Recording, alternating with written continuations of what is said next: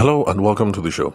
Today, the question that we're going to tackle is how you can qualify more leads, or rather, qualify leads more effectively so you can shorten your sales cycle. So, it sounds a little techy, especially if you are a newbie listening to the show. This is your first time. So, let's hop right into definitions so that you can get a better scope of what all this fancy jargon is about. Now, first off, how can you qualify leads? We need to know who or what a lead is. Now, on the podcast, my simple definition of a lead is anyone who has raised their hand or who has done something to show that they might be interested in your product or your service. The oldest example that I give on the podcast is someone who goes to a school and who hands out, what are these things called? Flyers, leaflets, to promote the bookshop that he has or the shop that he or she has where they sell back to school supplies, pencils, socks, shoes, bags, those sorts of things. So, anybody takes the flyer, that person is a contact. Any of those contacts sends you a DM or comes by the store, that person now becomes a lead because the person has done something to say, I might be interested in your product or in your service. So that's the simple definition of a lead. So, how can I qualify a lead? Okay, so now qualify. Obviously, when you're qualifying a lead, you are doing something to the lead or you're engaging in something with the lead. So, what does qualification mean? Qualification is just the part of the sales process, the part of the business relationship where you're trying to be sure that you're talking to the right person. Why should you bother if you're speaking to the right person? Because if you're talking to the wrong person, it doesn't matter the amount of time that you spend with them, the chances of you having a good deal go down because you are not talking to the right person. You're not talking to someone who might be interested, someone who might have a need, or someone who might be able to use it adequately, or whatever. So qualification is really, really important. We want to be sure that we're talking to the right person because too many of us in the SME space and in the nano space, those of us who are small business owners or nano business owners, we're just happy that anybody has entered into the DM or that anybody has come to the shop. So we keep spending time with the person hoping it turns into a sale. But the primary thing we're supposed to do is to qualify, is to figure out, is this even the right person? And then do discovery. Can I even help this person? Is it a problem that my product or my service can solve? So the whole point with qualifying people is we want to spend time with the right people, the people who have the authority to purchase, let's see what else, and then people who have a problem that you can solve. Because if your product or service cannot solve the problem, then the prospect of a closed sale keep going down, down, and down. So back to the school thing. Let's say you handed out the flyers at one of those one of those uppity type schools, one of those expensive type schools. And let's say, for instance, people that come to this kind of school, unfortunately, are the people who like the expensive stuff, the upper class stuff, or whatever. But then in your own store, part of your unique value proposition is that you want to help Nigerian parents save money. So you don't stock top of the line stuff. So maybe you stock textbooks that are made in Nigeria. You don't buy all those textbooks that are made in the UK or made in Canada, or let's see, what else? Or you stock good quality shoes that are made in Aba. Instead of Italian shoes that have been made by, what do you call them? People that make shoes. What are they called? Whatever they're called, anyway, you don't stock all that good stuff, fancy stuff from Italy and fancy stuff from, Bahamas or wherever it is that people make fancy shoes. So now, qualification. If you're not spending time with the right person, or rather, you hand it out at that sort of school, when these people come to your shop, there's obviously a mismatch. If you're looking for Nigerian parents who are worried about saving a buck, then obviously you guys are in the wrong place. You're better off just referring them to another store where they can get what it is that they need, because even though your price is right, these are not people who are worried about price, or they're worried about price in the inverse. They actually are looking for the expensive stuff so that they can have bragging rights to say, my son has this, my daughter has that. And it still happens nowadays, because I had that conversation with my son recently, and there was this kid in his class who was just going down on another kid because they didn't have the right brand of bags. So it's my wife who usually buys this sort of stuff. So I don't know what brand is reigning now and things like that. But there are different names of bags, and apparently the cool kids use some kinds of bags. And if you're using another kind of bag, then you come from a poor family, and you're not worthy of respect, or whatever. So yeah, some of that dynamic also continues over into parenting as well. And so, yes, you might be thinking, let me sell bags that are good quality, affordable, made in Nigeria, made in Ghana, that sort of thing. But then the people who come by your store, because of the school where you handed out the flyers, they actually are looking for the expensive stuff. They want to buy the bag that is made in Canada, the bag that is made in USA, the bag that is made in Mauritius, or wherever it is that expensive bags are made.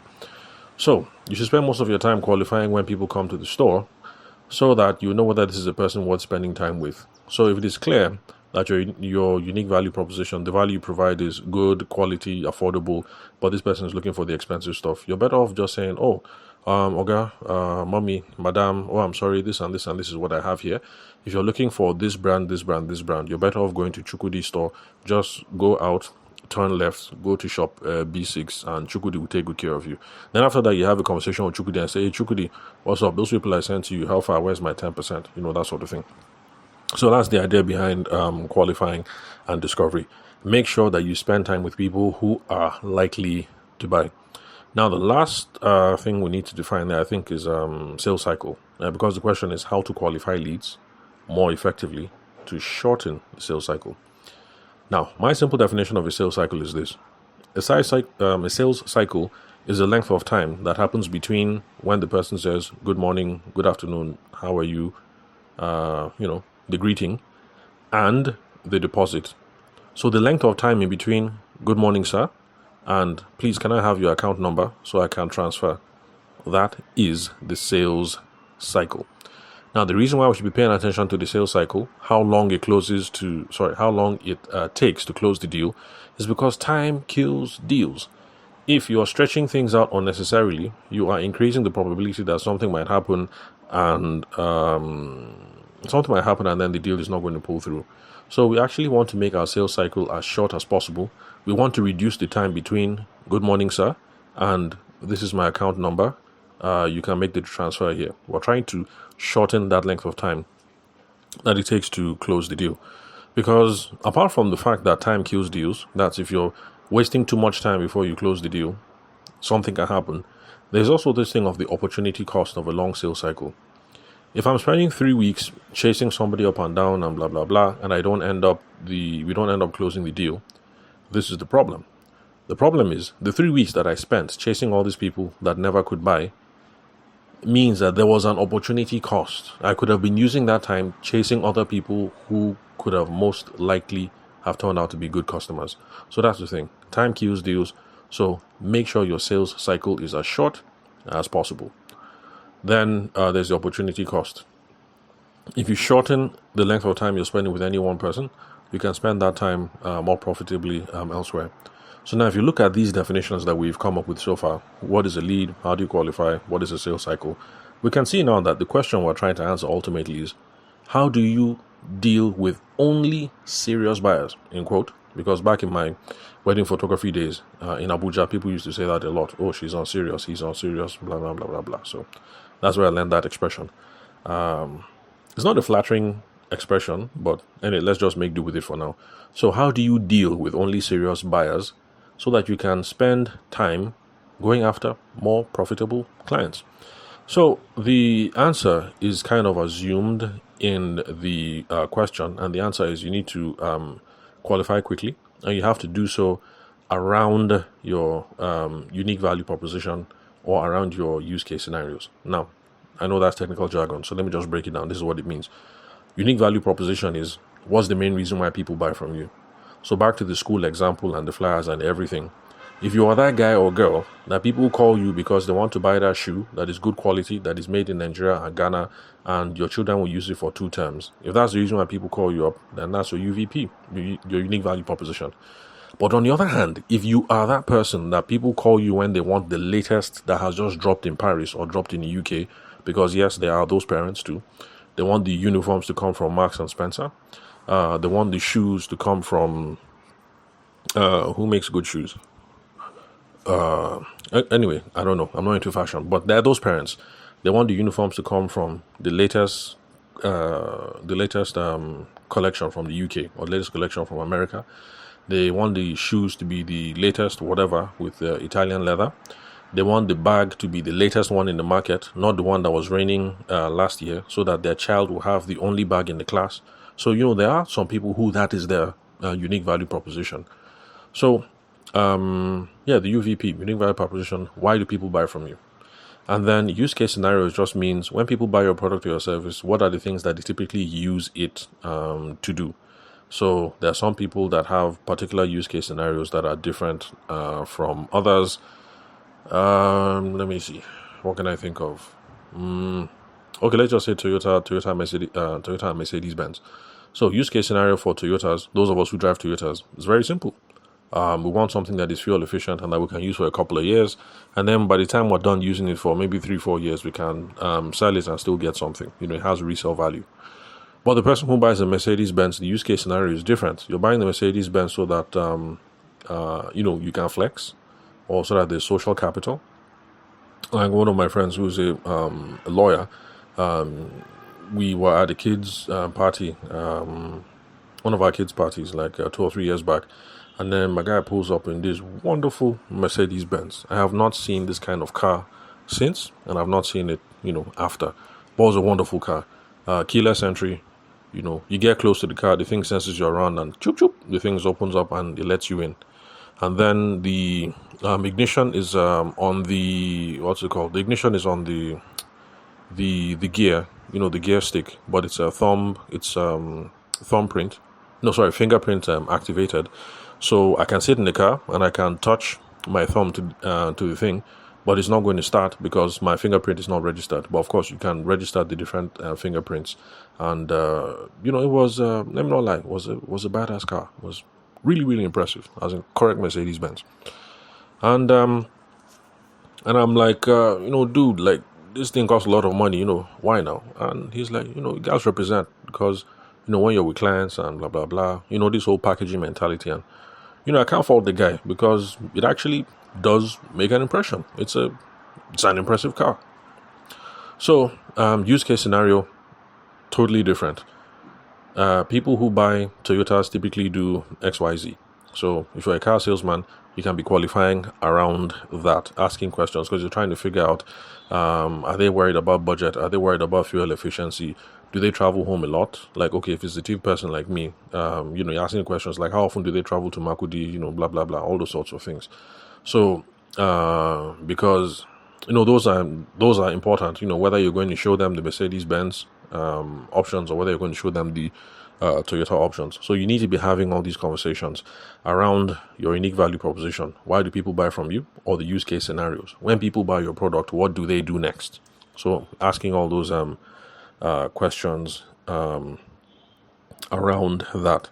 Now, the mistake that lots of people make when it comes to these sorts of questions, qualifying conversations, discovery questions, where you're trying to find out about the person or find out about the problems that they have or the visions they're trying to solve, is they waste too much time in building commonality and building rapport.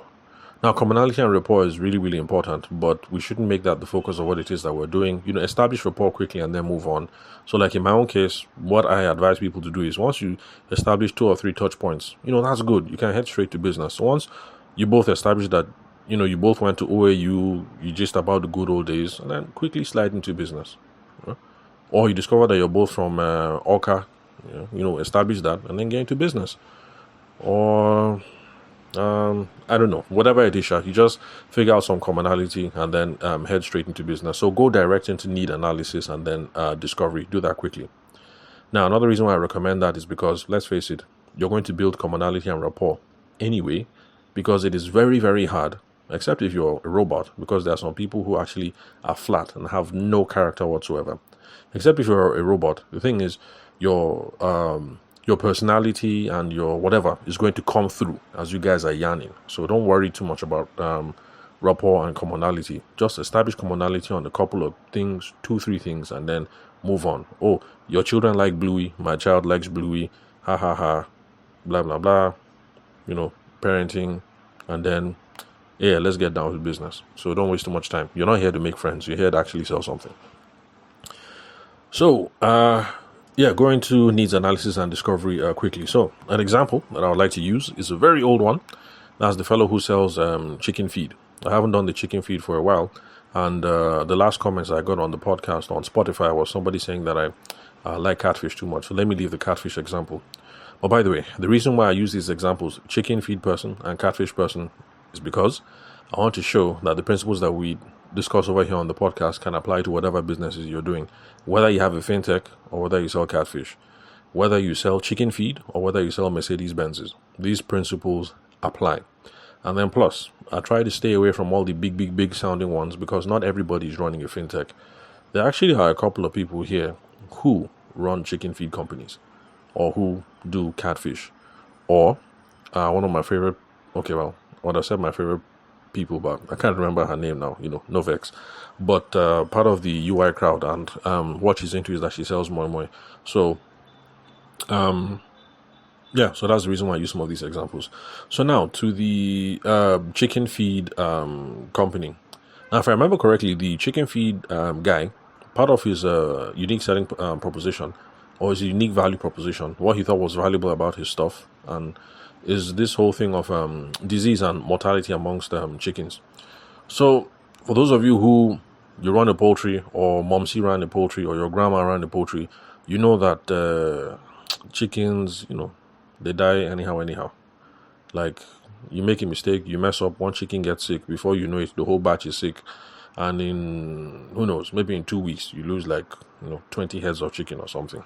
So these sorts of things happen. Now, Mr. Chicken Feed, his thing was that putting, is it probiotics or something? Sorry, forgive me, I'm not in the agri space and I'm not a doctor, so I don't know how this thing works. So I'll just say probiotics. But if I'm wrong, for those of you who know us, please send me a message and say, no, the thing is not called probiotics. The thing is called something, so that I can take dressing for the future.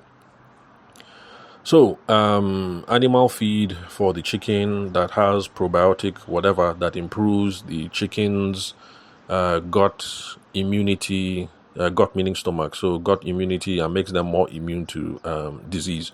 So that was part of the guy's unique value proposition. Buy my chicken feed, your chickens will stop dying, because the chicken, this food is enriched with vitamin this, enriched with this and this and this and that compound, so that when the chicken eat it, they become more healthy and they become resistant to disease. Tested and trusted, vetted by NAFDAC and Nigerian Agricultural, blah, blah, blah, blah, blah. That whole, that's the whole spiel. That's the whole sales pitch, from the guy's angle. So that's the unique value proposition, or that's the unique selling point for him. And then there was also the thing about fluctuating feed prices, because for those of you who are in this business, like when I was talking to the catfish guy, the guy who runs the catfish training school. So there's this thing about how you can go and buy feed today and it will cost X amount. But because of hyperinflation, you go and you come back. And then you now discover that it is now X times 2 or whatever, because there are different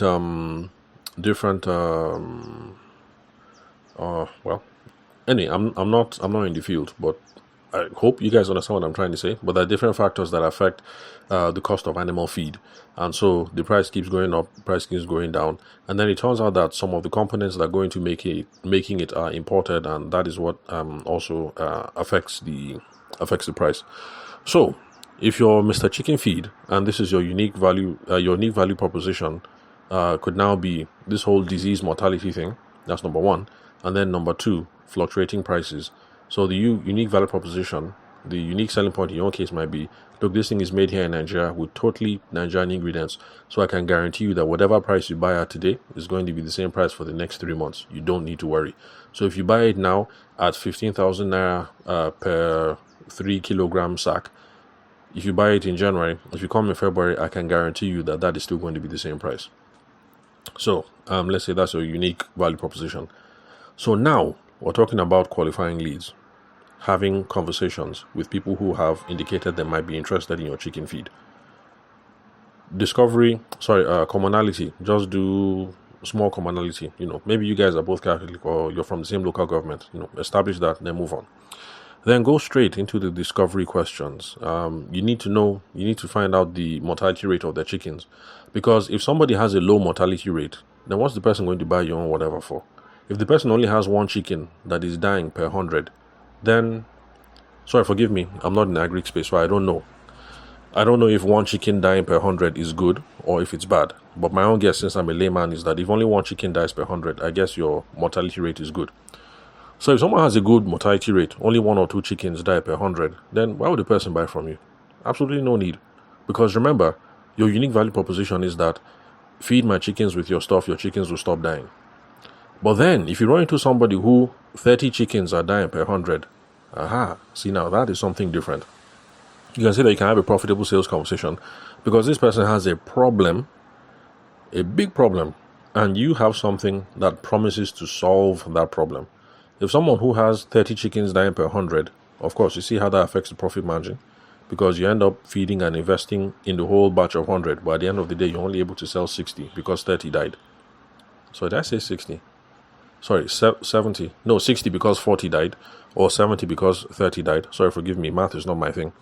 Then you can see how that affects your profit margins at the end of the day. So go straight into discovery. If you're not talking to somebody that has a high mortality rate amongst his chicken, then stop wasting your time. Because the person who one chicken is dying per 100, he doesn't have a big problem, really. You don't have a problem. The person doesn't have a problem that your product can solve. So just move on. If you have the regular stuff, sell the guy the regular stuff and then just move on and start looking for people who have high mortality rate amongst their chickens. Then the thing about fluctuating feed prices, if somebody is a genuine big boy or big girl and they don't care about the price of feed, they want to buy the best for their chickens and they'll buy whatever the current market rate is, then don't waste your time talking to them because really they don't have a problem. So if you have the regular stuff, the imported stuff, sell them the imported stuff. That's what they came for. Sell it to them, let them move. Then go and look for people who actually have that problem. Look for people who plenty of their chickens are dying, 20 per 100, 30 per 100. And then the people who are worried about feed prices, then you're going to be able to have profitable conversations with them. So that is how you should be running your qualifications process. These are the kinds of conversations that you should be having.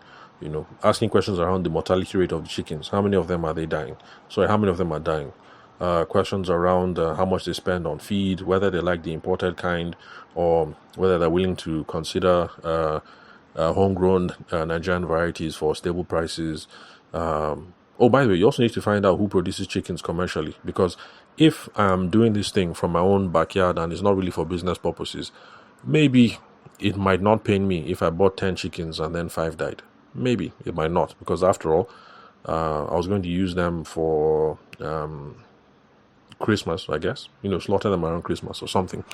So we also need to have that conversation whether this person is doing this thing residential, small scale, or this person is doing these things commercially. So with chicken feed, if you are Mr. Chicken Feed or Madam Chicken Feed, and that's your UVP, your unique value proposition, your unique selling point is mortality amongst chickens, and then the price of feed, then you should make sure that you're having conversations and you're only spending time with people who have a high number of chickens who are dying, who are spending too much on imported feed, and who do this as a business. So that's the whole point about qualifying people quickly. So that when you are talking to somebody whose chickens are not dying much, the person doesn't mind buying imported feed, and the person is just doing it as a hobby, or maybe because he wants his children to have pet chickens or whatever, then obviously this is not the person you should be spending time to. Refer them to someone else who caters to that sort of thing, and then you run along and start looking for other people who match this description, who does this chicken business for real, seriously, not a hobby. Of the people that do this thing commercially, who are the people that plenty of their chickens are dying and they're spending too much money on imported feed? So I'm sure you guys get the point. So those are the kind of questions that you should be asking, and that is how you qualify effectively to shorten the sales cycle you pretty much have a good idea about who your ideal customer is, and you're just asking questions to try and figure out if this person is the ideal customer. If the person is, then you can quickly go to the proposal or presentation stage, which is, where you say, that whole thing of probiotic food, whatever in my feed, improved chicken immunity, improved bioimmune gut response, something. What else? NAFDAC certified, ISO, blah blah blah. Ministry of Health certified, all that thing. So you quickly go into the presentation, and then from there you can attempt to close the deal. So in summary, that is how we have qualifying conversations with leads. That's how we have conversations with people, basically, so that we can shorten the sales cycle. So remember, the whole point of this thing is we're trying to figure out quickly, is this guy my ideal customer? Does my product or service, can it solve their problem? If it can, let's see if we can close the deal now.